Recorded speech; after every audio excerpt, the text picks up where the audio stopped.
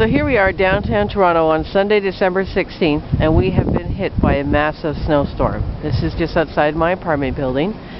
I'm right at the corner of, say, College and Yonge. So downtown Toronto has been hit big time by the snow. And here's my dog, Milo, who is having a hard time getting through the snow. Come here, Milo. Come on. Come on over here. Come on, jump. Come on, you can do it. You see how deep it is that she can't even get through the snow. Come here. Come here. Come here. Oh boy. Lots of snow, eh? Okay, you go. Jump, jump, jump. And it's still snowing. It's been snowing for 6 hours solid. And there's about 30 centimeters of snow on the ground so far.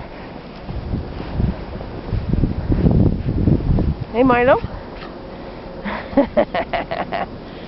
And here's my apartment building.